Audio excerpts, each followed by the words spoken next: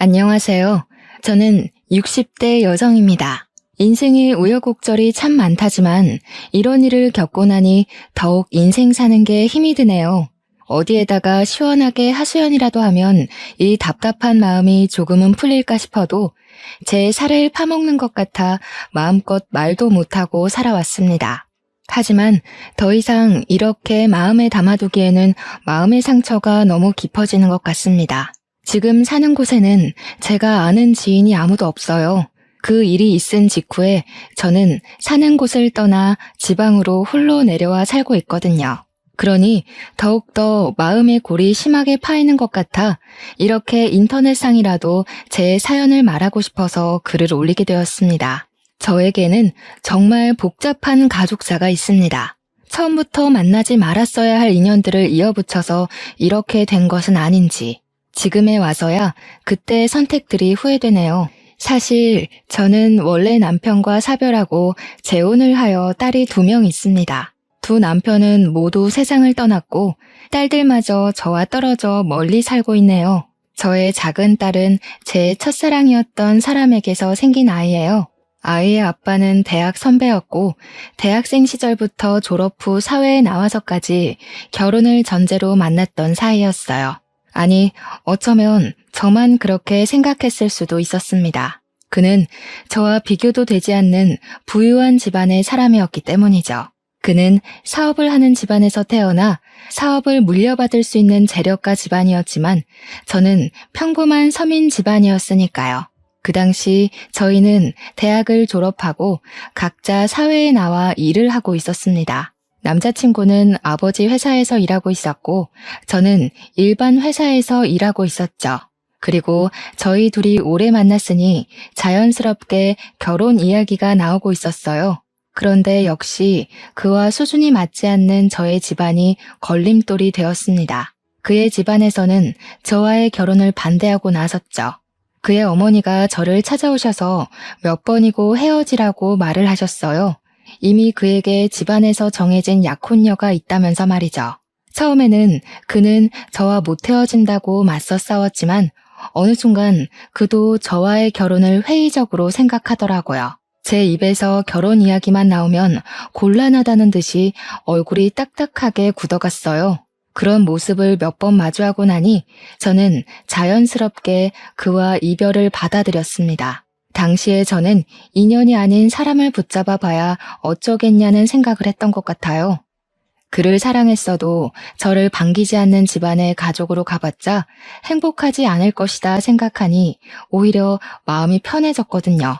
물론 그와 함께한 시간들이 쉽게 지워진 건 아니었죠. 우리는 5년이 가까운 시간을 공유했었으니까요.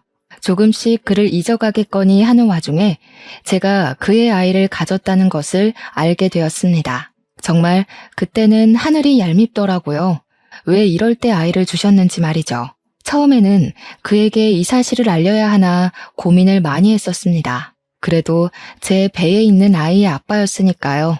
하지만 그는 집안에서 정해준 약혼녀와 결혼 준비를 하고 있다는 걸 듣게 되었습니다. 이미 예식장까지 예약했다는 말에 도저히 그를 찾아갈 수 없었어요. 헤어진 지 얼마나 됐다고 그렇게 빨리 결혼을 준비하는 건지 이미 그에게는 저는 과거의 사람이 된 것 같았죠. 하지만 저희는 이미 헤어진 뒤였고 그와 제가 인연이 아니라고 생각하니 그에게 아이를 가졌다고 말을 쉽게 꺼내지 못하겠더라고요. 그렇게 저는 혼자서 산부인과에 내원을 하게 되었습니다. 병원에서는 아이가 잘 자라고 있다고 심장 소리를 들려주는데 다른 산모들은 남편의 손을 잡고 같이 듣는 모습이 저를 서럽게 했습니다. 어쩌다가 이렇게 되었나 하는 원망도 들었죠. 그렇게 진료를 받고 나오는데 저는 병원 복도에서 전 예비 신랑과 마주하게 되었습니다. 다른 여자의 손을 꽉 잡고 서 있는 모습에 순간 온몸이 얼어붙어 버렸죠. 전 예비 신랑은 저를 보고 얼굴이 새파랗게 질려 있었다가 앞에 서 있는 저를 보면서 먼저 입을 열었습니다. 정희야, 잘 지냈어? 여기는 무슨 일로 온 거야? 얼굴이 많이 상했네. 밥 꼬박꼬박 챙겨 먹어야지. 그러다가 몸 상해. 자기는 다른 여자 손을 잡고 산부인과에 왔으면서 이제 와서 가식을 떠는 모습에 제 손이 부들부들 떨렸습니다. 저는 전 예비 신랑을 노려보다 약혼녀의 볼록 튀어나온 배에 시선이 향했습니다. 좋기 6개월은 넘어 보이는 배였죠. 정말 기가 막혔어요.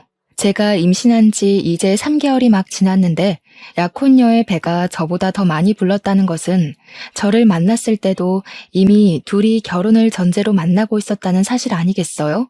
그런 생각을 하고 있자니 머리로 피가 몰리면서 눈에서는 불이 번쩍이더군요. 그러고서 저를 챙기는 듯한 그의 말투가 저의 심사를 더욱 뒤틀리게 했어요. 저는 그를 향해 톡하며 쏘아붙였죠. 지금 누구를 걱정하는 거야? 병원에 왜 왔겠어? 진찰받으러 왔겠지. 그쪽도 보니 그런 것 같네. 이미 상관없는 사람들끼리 안부 묻지 말자. 옆에 있는 사람이나 잘 챙겨. 저는 그렇게 톡 쏘아붙이고 병원을 서둘러 빠져나오는데 그가 쫓아와서 저의 손을 붙잡았습니다. 무슨 진찰 받으러 온 거야? 혹시 설마 내 아이를 가진 건 아니지? 너 임신한 거 아니지? 말해줘. 저는 잘게 떨리는 그의 입술을 보며 입을 꽉 깨물었어요. 어쩜 저렇게 뻔뻔하게 자기 애를 가졌을까봐 걱정하는지. 제가 본인 애를 가졌다고 하면 그의 표정이 어떻게 달라지나 궁금하기까지 하더군요. 그동안 정말 이런 남자를 사랑했었나 싶었습니다. 제가 아는 그의 모습은 다 거짓처럼 느껴졌어요. 왜? 임신이라도 했으면 어쩌려고?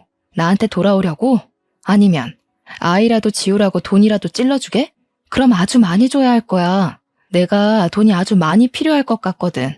앞으로 2명의 몫을 해야 하니까. 그러자 그의 낯빛이 샛노랗게 변했습니다. 분명 그가 원하는 말은 아니었겠죠. 저는 제 손을 잡고 있던 그의 손을 쳐냈습니다. 그런데 그의 입에서 나온 말이 저를 더욱 미치고 팔짝 뛰게 만들었습니다. 미안해. 나는 너에게 돌아가지 못해. 네가 아이를 키울 돈이 필요하다고 하면 지원해 줄게. 아이를 지운다고 하면 그것도 내가 도와줄 수 있어. 내가 해줄 수 있는 게 이것밖에 없어서 미안해. 어떤 걸 원해? 내가 뭘 해주면 되겠니? 그의 말에 정말 울컥이며 눈물이 차오르는 걸 저는 꾹꾹 눌렀습니다. 뭐? 진짜 미안해?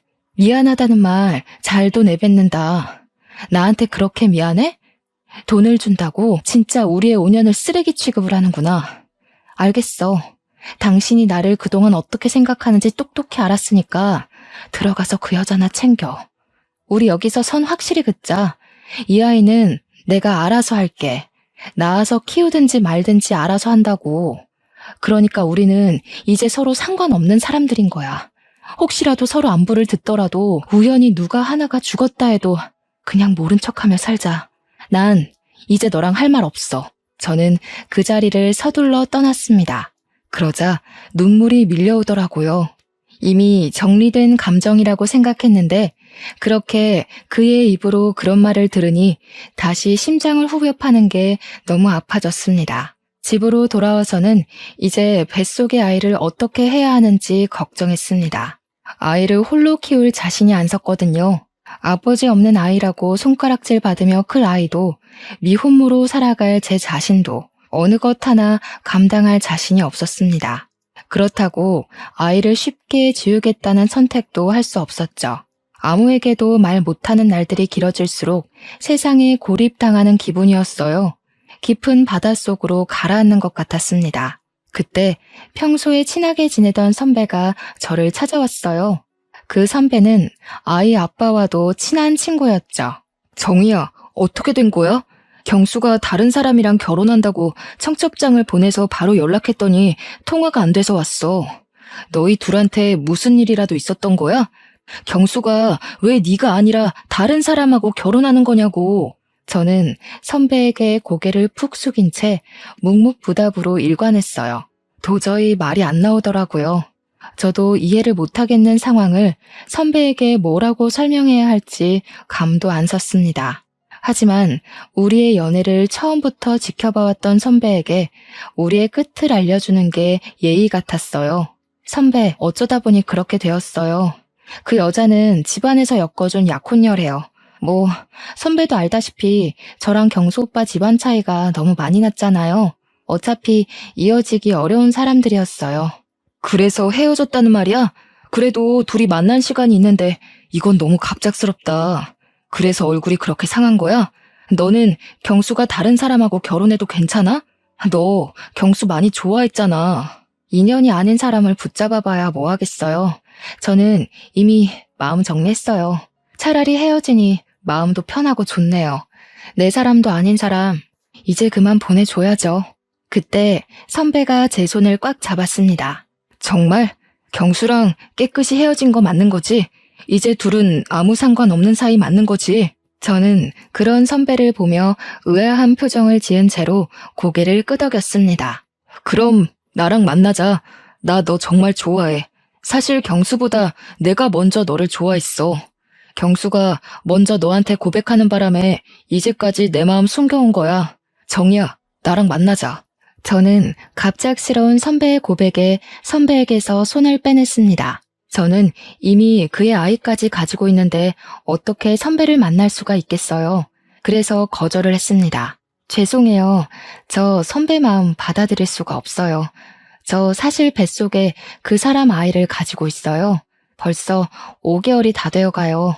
저도 아이를 어떻게 해야 할지 모르겠어요. 죄송해요. 지금으로서는 제가 선배의 마음을 받아들일 여유가 없어요.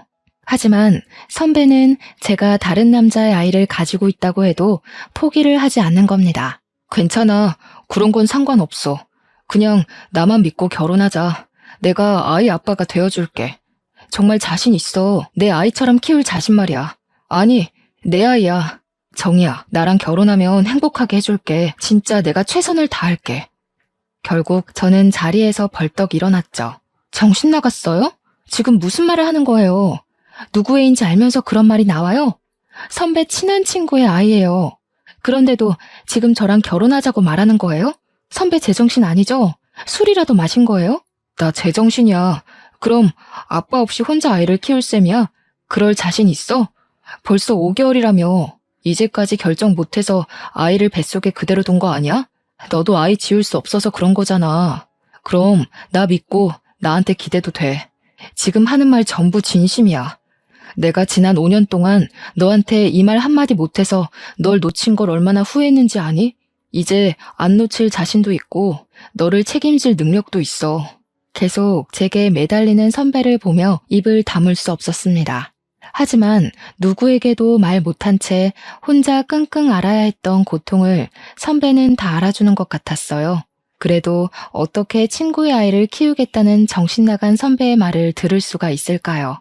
저는 말도 안 된다며 뒤를 돌아 집으로 들어갔습니다. 그런데 선배는 정말 저랑 결혼이라도 할 생각인 것처럼, 아니, 제 뱃속의 아이가 자신의 아이라도 되는 것처럼 저를 챙겼습니다.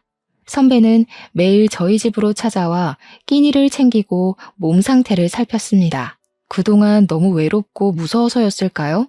저는 그런 선배에게 기대고 싶어졌습니다. 선배가 내미는 손을 잡고 싶었어요. 아무것도 없는 칠흑같이 깊은 바닷속에 빛이 나타난 것처럼 그는 빛이 났습니다. 저는 제 앞에 밥상을 차려 가져온 선배를 물끄러미 쳐다봤어요. 정말 나 끝까지 책임질 수 있어요? 길 가다가 나 안 버릴 자신 있어요? 내가 손 잡으면 끝까지 같이 갈 용기는 있는 거예요? 마음속에서 비롯된 불안과 걱정이 깔린 질문을 듣더니 선배는 제 손에 숟가락을 쥐어주다가 저를 와라 껴안았습니다. 처음부터 그럴 생각 아니었으면 말도 안 꺼냈어. 걱정하지 마. 끝까지 가자. 길 잃지 않게 내가 손 꼭 잡고 갈 테니까 나만 믿고 따라와.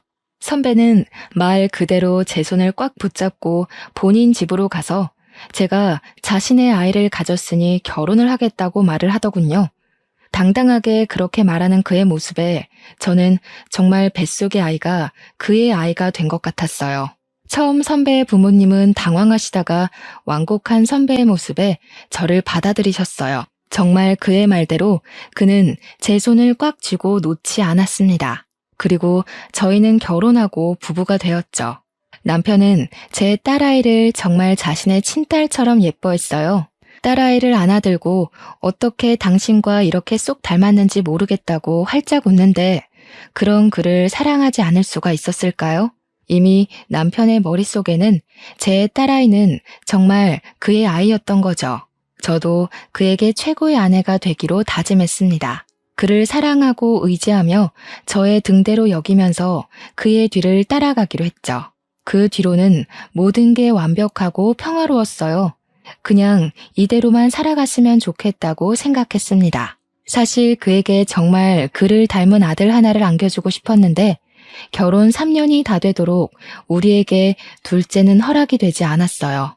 그러다 그와 결혼한 지 3년이 되었을 때 저에게 끔찍한 일이 생기고 말았습니다. 그는 갑자기 지방으로 출장을 가게 되었다고 하는 겁니다.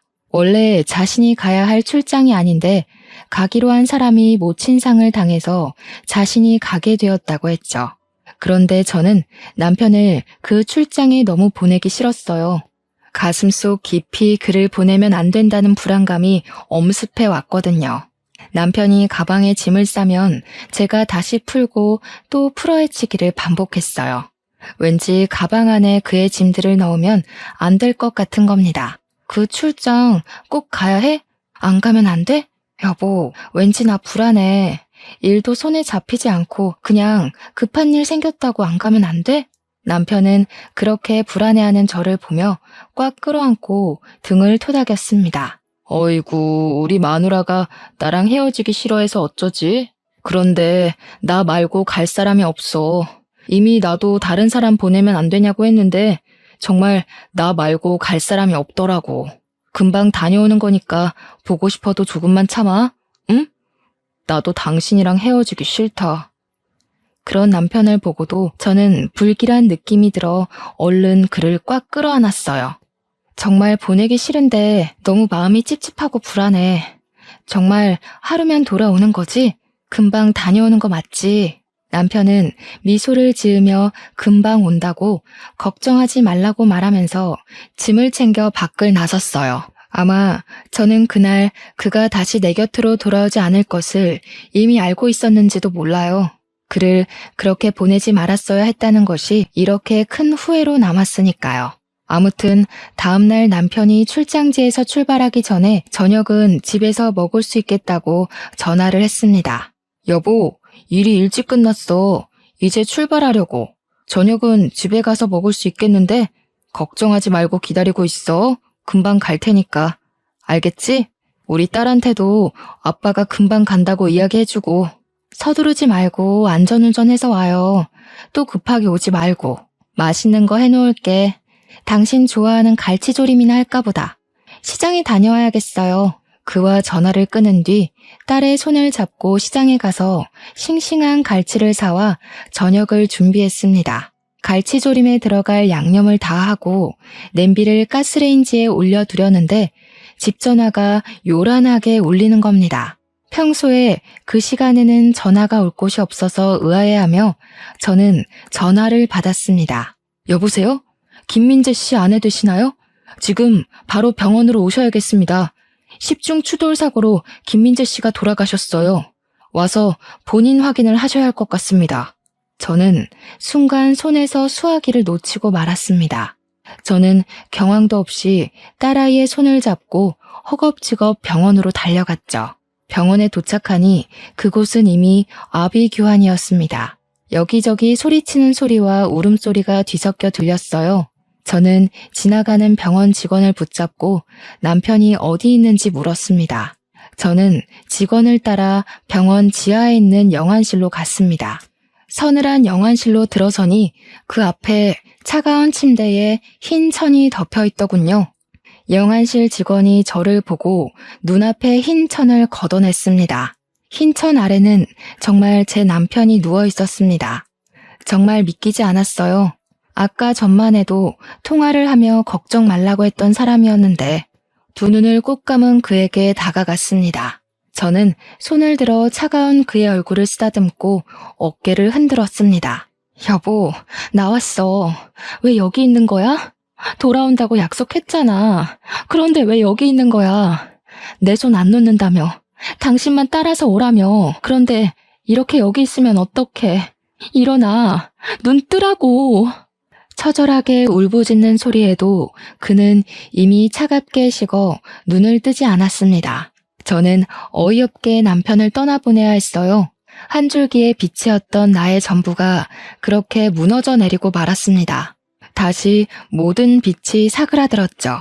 망망대해 속 갈 길을 잃은 저는 멍하니 남편의 영정을 바라보았습니다. 사진 속 그는 저렇게 활짝 웃는데 이제 다시는 그 모습을 볼 수 없다는 것이 너무 서러웠어요. 그래도 제 손을 꽉 잡는 어린 딸을 보며 저는 다시 살아야 했습니다.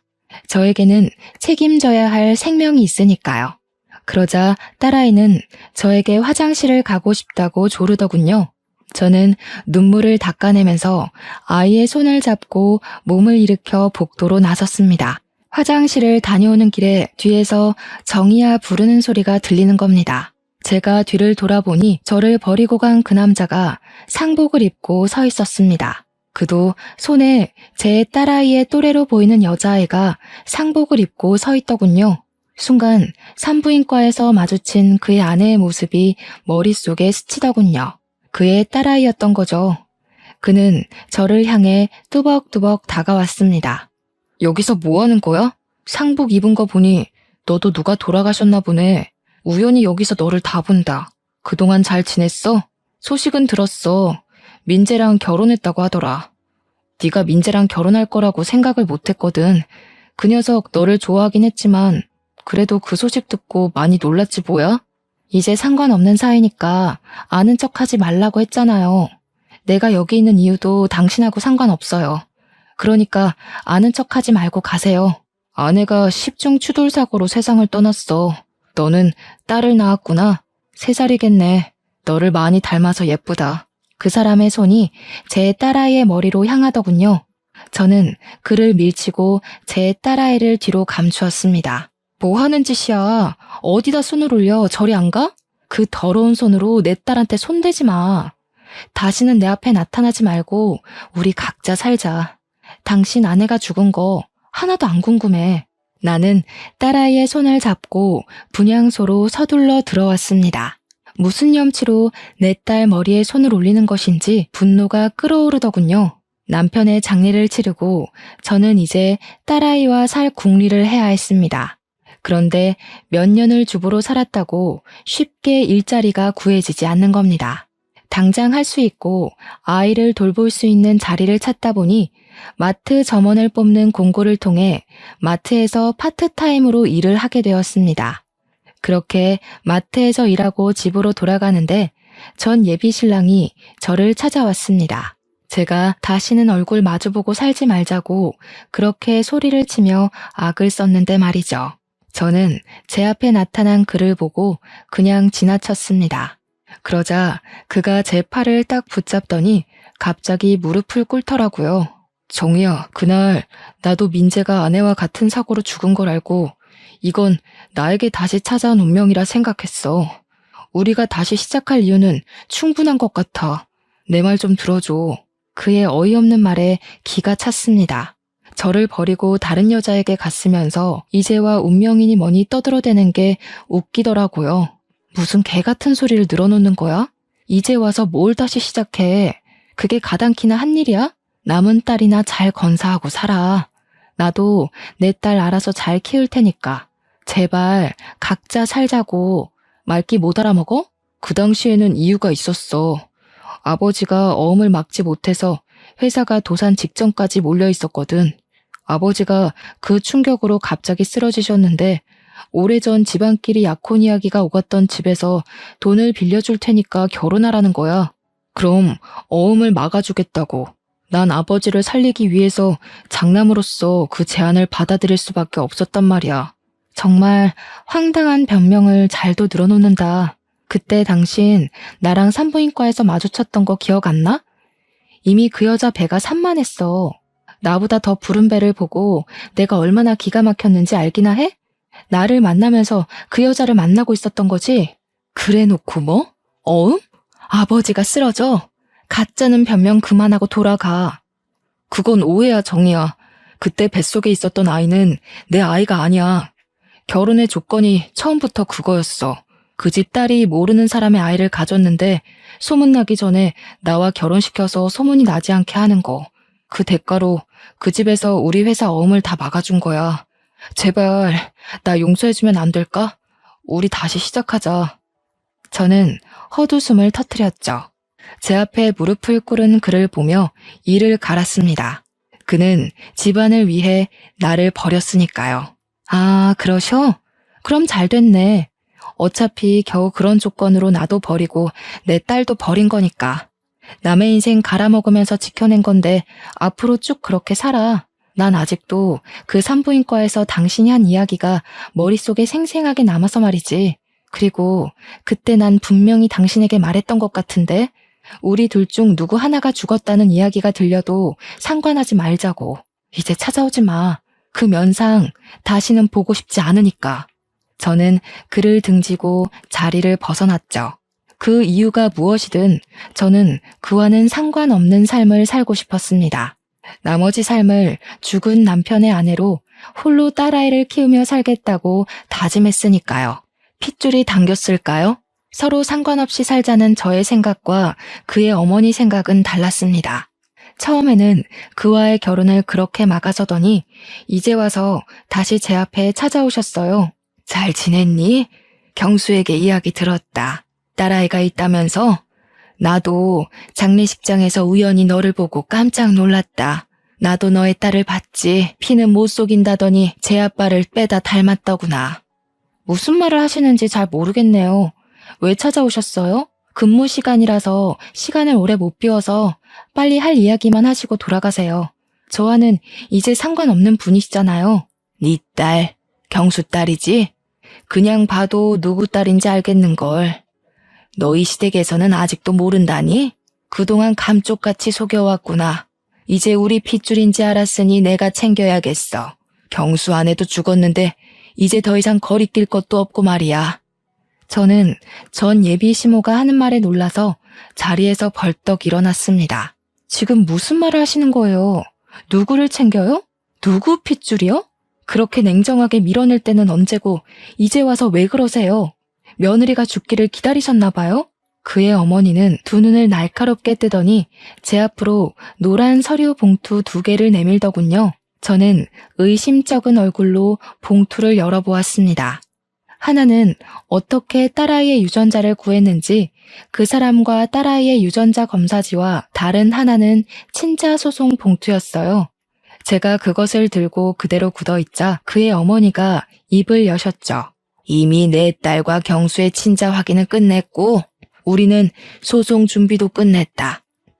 딸아이를 우리에게 뺏기기 싫으면 경수랑 결혼해라. 어차피 아이의 친아빠 아니니? 아이 생각해서 결혼해. 소송한다고 해도 네 형편에 우리를 이길 변호사도 제대로 못 구하잖니? 이대로 아이만 뺏길 거니? 이미 그의 어머니는 저를 협박하려고 작정하고 오신 거였습니다. 정말 대단하시네요. 역시 부잣집 사모님은 다르긴 다른가 봐요. 이렇게 철저하게 준비까지 해서 오셨어요. 이미 저한테 선택권은 없다는 거네요. 그전에는 내가 미안하게 됐다. 그때는 상황이 좋지 못했다. 이제라도 다 제자리로 돌아오는 거니 너도 좋게 생각해라. 경수가 너 아니면 안 된다고 하고 나도 내 손녀 보면서 살고 싶다. 정말 그 작자나 어머니나 뻔뻔한 건 유전이네요. 지우라고 돈 준다고 할 때는 언제고 제가 이제 와서 댁 아들이랑 살고 싶겠어요? 빼앗기기 싫으면 결혼을 하라고요? 참나, 어떻게 다 제자리로 돌아가는 거라고 말을 하실 수 있어요? 제 머리로는 이해가 되지 않네요. 저는 딸아이를 뺏기지 않기 위해 그 사람과 결혼을 해야 했어요. 제가 계속 결혼을 거부하면 그 사람은 정말 소송을 해서라도 딸아이를 데려갈 사람들이었으니까요. 결국 저는 그와 결혼을 하고 말았습니다. 이렇게 강제로 이어붙인 결혼 생활이 좋을 리가 없었죠. 이미 저는 그에 대한 애정이 차갑게 식어버렸고 남은 건 분노밖에 없었습니다. 그는 그래도 저에게 잘 보이려고 노력을 하더라고요. 하지만 저는 철저히 그를 제 울타리 밖으로 밀어냈어요. 그가 제 옆에 다가오면 저는 제 딸아이를 안고 방 안으로 들어가 버렸죠. 그런데 약혼녀가 낳은 그 어린 딸이 제 입안에 사탕처럼 구는 겁니다. 그 어린아이가 얼마나 눈치를 보고 살았는지 제 표정 하나에도 눈치를 살피는 게 보이는 겁니다. 아이가 무슨 죄가 있겠어요? 저는 그 아이를 꽉 끌어안아 주었더니 그 아이 입에서 엄마가 와서 너무 좋다고 하는 겁니다. 저는 그의 딸을 저의 큰딸로 받아들였습니다. 아이는 죄가 없으니까 말이죠. 나중에 그에게 넌지시 들은 말로는 큰딸의 친엄마는 아이에게 애정이 하나도 없었다고 합니다. 아이는 거의 그가 돌보고 친엄마는 다른 남자랑 놀기 바빴다고 하네요. 그날의 사고도 다른 남자와 여행을 다녀오다가 사고가 나서 세상을 떠났다고 하더군요.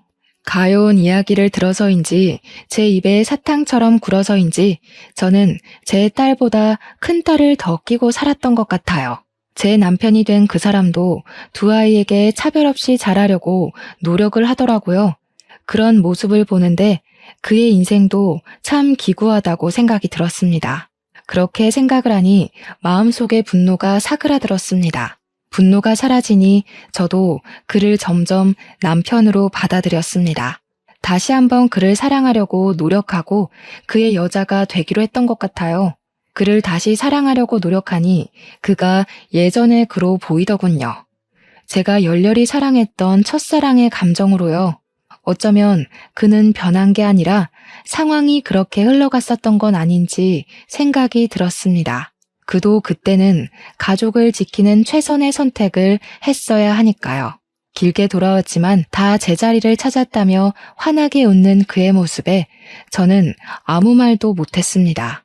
그 순간에도 저는 마음 한구석을 지금의 남편에게 내어주었습니다. 이렇게 행복을 찾아가도 되는 건지 하늘로 떠난 전 남편에게 미안해졌습니다. 그렇게 제 마음속에는 두 남자가 공존한 채로 세월은 흘러갔습니다. 두 딸은 다행히 무럭무럭 잘 자라고 공부도 꽤 잘해서 우리의 자랑거리였어요. 그렇게 둘 다 대학에 가고 성장하자 제 역할을 어느 정도 한 것 같아서 안심되었습니다. 부모 역할을 참 잘해낸 것 같았죠. 그런데 아이들이 느끼기에는 부모의 역할이 부족했던 걸까요? 큰아이에게 문제가 조금씩 생기고 있다는 걸 저희는 알아차리지 못했습니다. 큰딸은 미술을 전공했기에 대학에 들어가자 유학을 보내려고 했는데 큰딸이 유학을 가기 싫다고 우는 겁니다. 왜 안 가겠다고 하는 거야?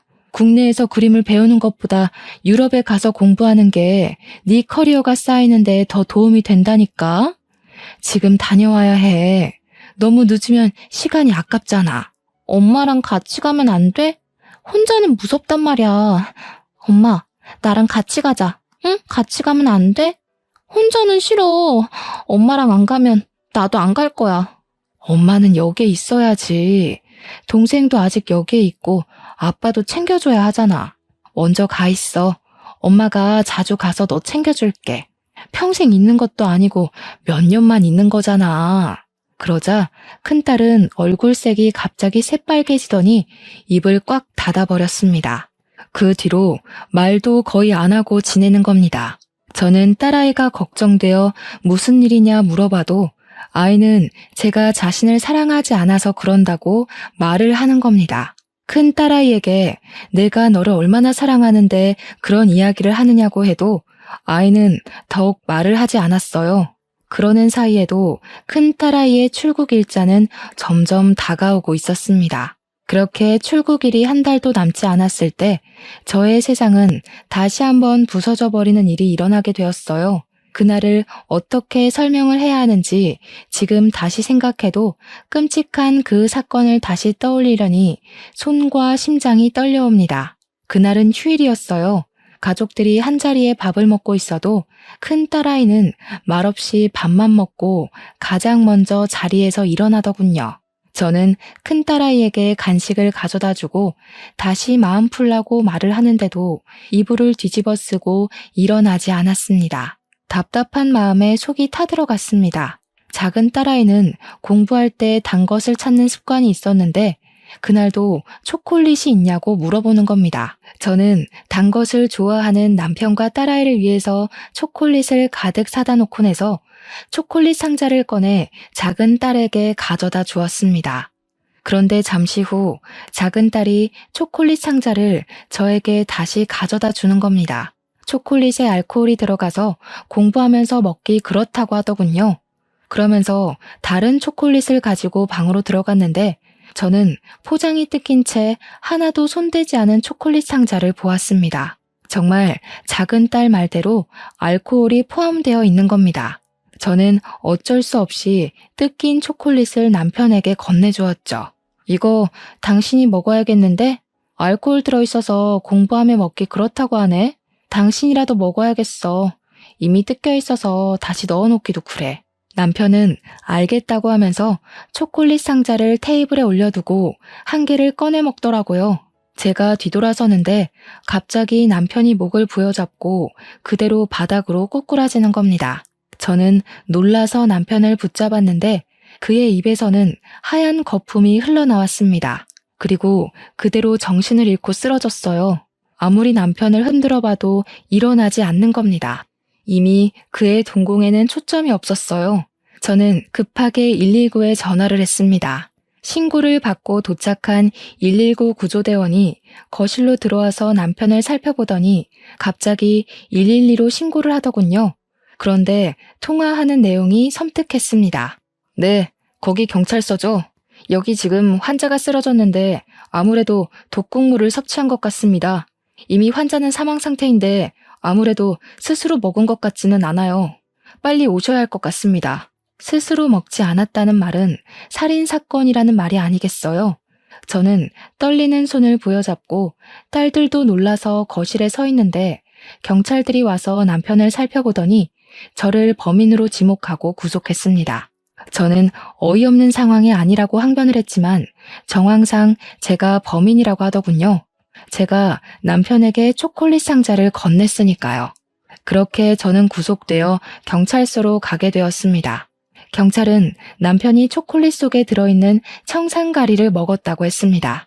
그리고 그 상자에 저와 남편의 지문, 그리고 작은 딸의 지문이 찍혀 있는데 정황상 독을 넣을 수 있는 사람이 저라는 겁니다. 거기다 저와 남편은 과거 사건으로 앙심을 품고 있지 않았냐고 하더군요. 해묵은 서로의 감정이 이렇게 저를 올가맬 줄은 생각도 하지 못했습니다. 하지만 저는 아무 말도 하지 못했어요. 제가 아니라고 하면 두 딸 중에 하나가 남편을 죽인 거니까요. 작은 딸은 아무 말 하지 않는 저를 보며 경악을 하더군요. 엄마, 정말 엄마가 아빠를 죽인 거야? 왜? 그거 처음에 나 먹이려고 한 거잖아. 그럼 나도 죽이려고 한 거야? 엄마가 어떻게 나한테 이럴 수가 있는 거야. 도대체 왜 이런 일을 벌인 건데? 저는 딸에게 아무 말도 못했습니다. 제가 둘 중에 누가 범인인지 특정하지 못하는 사이에 큰딸은 작은 딸을 범인으로 지목을 하는 겁니다. 야, 웃기지 마. 네가 아빠 죽인 거잖아. 엄마가 평소에도 너 공부할 때 초콜릿 챙겨줬는데 왜 엄마가 범인이라고 하는 거야? 엄마가 바보야? 네가 아빠 죽인 거지? 네가 초콜릿 안 먹고 다시 엄마한테 줘서 이렇게 된 거고 평소에도 너 아빠한테 불만 많았잖아. 엄마는 단 거 안 먹으니까 뜯어진 초콜릿을 당연히 아빠한테 가져다 줄 거 알고 있었던 거지? 순간 머리가 아득해지더군요. 작은 딸은 소리를 꽥 지르며 자신은 아니라고 울었습니다. 그 소란 틈에 경찰들은 작은 딸 방에서 청산가리 가루와 초콜릿에 넣은 주사기를 발견했다면서 내미는 겁니다. 저는 믿을 수가 없었어요. 작은 딸이 친아빠를 죽인 것이니까요. 저는 작은 딸을 붙잡고 물어보았습니다. 정말 네가 아빠를 죽인 거야? 아니지, 아니라고 말해. 어서, 너는 잘못 없다고. 작은 딸은 정말 자신이 하지 않았다고 눈물을 흘렸습니다. 나 정말 아니야. 내가 왜 아빠를 죽여? 평소에 새아빠를 좋아하면 친아빠한테 미안해서 그런 거였어. 새아빠가 나한테 잘해줄 때마다 거부감이 들었지만 죽일 정도로 새아빠를 미워하거나 싫어하지 않았어. 저는 당시에 작은 딸에게 친아빠가 누구인지 말해주지 않았습니다. 그때는 바보같이 저는 전 남편이 딸아이를 친딸처럼 사랑했으니 그의 딸로 남겨두는 게 그와의 마지막 의리라고 생각했어요. 전 남편이 죽었을 당시에 딸은 3살밖에 되지 않았으니 그를 기억하고 있을 거라고 생각하지 못했죠. 그런데 딸아이는 전 남편을 아주 생생하게 기억하고 가슴에 남겨두고 있었더라고요. 저는 작은 딸아이를 안고 눈물을 흘렸습니다. 그리고 새아빠가 네 진짜 친아빠라고, 네가 알던 그 친아빠는 진짜 친아빠가 아니라고 말했어요. 그리고 미리 말해주지 못해서 미안하다고 했습니다. 드디어 작은 딸에게 진실을 다 고백한 거죠. 그런데 갑자기 경찰들이 제 옆에 앉아있는 큰딸아이의 손에 수갑을 채워 넣으며 살인 용의자로 구속하겠다고 하는 겁니다. 작은 따님 방에서 찾은 범행에 사용했던 주사기 안쪽에서 큰 따님의 지문이 발견되었습니다. 다른 곳은 다 잘 닦았는데 안쪽에 남아있던 것은 미처 못 닦아냈나 보더군요. 그리고 청산가리 구매 사이트에서 큰 따님의 아이디를 찾아냈습니다. 초콜릿을 구매한 것도 큰 따님이고요. 저는 믿을 수 없는 사실에 당황해하다가 고개를 숙이고 있는 큰딸을 붙잡고 물어보았습니다. 왜 그런 무서운 짓을 한 거야? 왜 아빠를, 그리고 동생을 죽이려고 한 거야? 도대체 왜? 큰딸은 고개를 들어 저를 쳐다보더군요. 그리고 눈물을 흘렸습니다. 저는 엄마 아빠의 완전한 딸이 되고 싶었어요. 동생처럼요. 동생은 두 분의 친딸이잖아요. 저도 두 분의 친딸이 되고 싶었어요. 그래서 동생을 죽이려고 했죠. 동생만 사라지면 제가 두 분의 유일한 딸이 되는 거잖아요. 그런데 그 초콜릿을 아빠가 먹을 줄은 몰랐어요. 청산가리를 넣기 편해서 안에 알코올이 들어있는 초콜릿을 주문한 건데 공부할 때는 알코올이 든 건 안 먹을지 몰랐거든요. 그런데 그건 어떻게 알았니? 그이가 친아빠라는 것은 너희 동생에게도 말 안 한 사실인데 너는 어떻게 한 거야? 어떻게 몰라요. 틀에 찍어놓은 것처럼 웃는 게 닮았는데 모를 수가 없었죠. 할머니도 저보다 엄마가 데려온 동생을 그렇게 예뻐하는데 자연스럽게 알게 되었어요. 저는 두 분과 피 한 방울 안 섞였다는 걸 할머니가 이야기하는 걸 우연히 들었고 동생은 두 분의 친딸인 걸 알았는데 그게 너무 부럽더라고요. 나도 두 분의 친딸이 되고 싶었어요. 그럼 나도 그렇게 사랑해주려나 하고 말이죠. 큰 딸아이는 경찰에 작은 딸이 학업 스트레스로 초콜릿에 청산가리를 타서 자살한 것으로 위장하려고 했다고 자수를 했습니다. 저는 어릴 때부터 큰 딸에게 사랑을 충분히 주었다고 생각했는데 그 아이에게는 한없이 부족했나 봐요.